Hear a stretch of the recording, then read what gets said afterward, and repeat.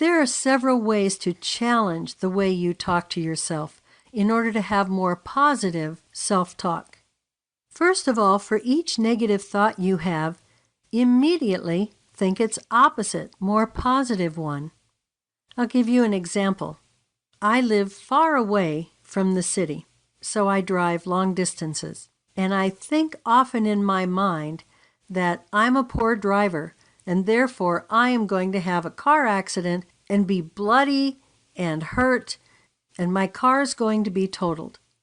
What I do when I have that thought, I see myself driving safely, and I think I am a safe driver. And I see myself arriving home safe and sound without a scratch on me or the car. And I think to myself, I'm a safe driver and I'm going to arrive home safe and sound. And I say that a few times to myself so that I can let that picture and those thoughts stay in my mind. You can even say stop after your negative self-talk. Take a moment to reverse yourself and deliberately change your self-talk into something more positive. Instead of thinking of the worst that's going to happen, instead you can think what's possible. So what you have is a neutral thought, and then looking at the situation and naming the facts. So, for example, you might say, "Oh, I'm so fat. I can't believe how fat I am. I'm disgusting." Instead of that, you could say, "I'd like to lose 20 pounds.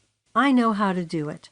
I am going to eat healthier foods and I'm going to exercise more. I'm going to pull out that tread climber and start working out.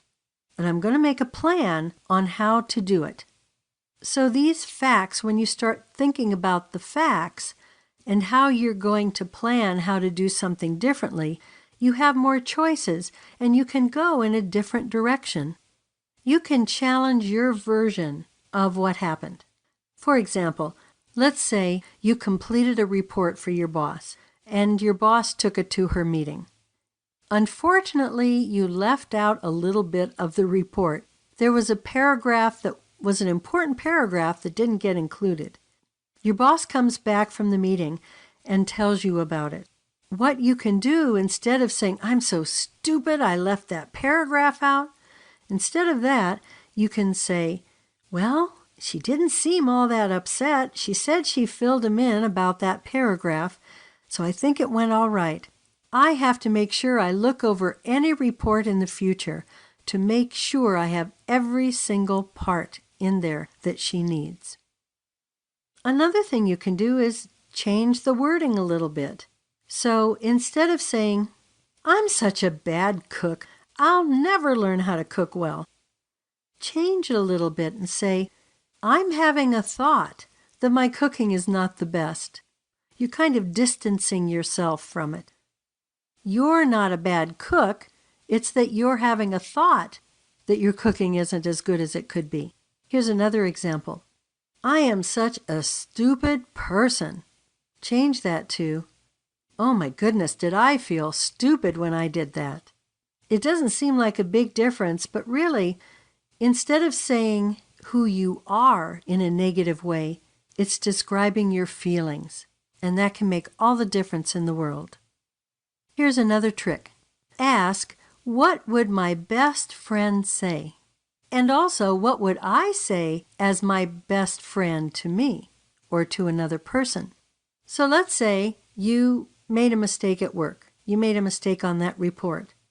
Your best friend would say something like, "I don't think it's all that bad. I wouldn't beat myself up about it." Or let's say you see a friend whose hair's kind of messy that day. You wouldn't say, "Oh, your hair looks so bad." Probably wouldn't say anything, but you would think, she's just having a bad hair day. So talk to yourself like that. Talk to yourself like your best friend. Another idea is to give your inner critic a name. You could call your inner critic, and it can be silly too. You could call it the tormentor. You could call it the nag. You could call it the devil on my shoulder. Any of these names will help you realize that these are just thoughts you keep telling yourself over and over again. And instead of that, you want the best friend. And last, accept your imperfections. If you're a perfectionist, you always try and do things exactly right. You need to accept that you're not perfect. In fact, believe it or not, nobody's perfect. Nobody does the perfect thing all the time.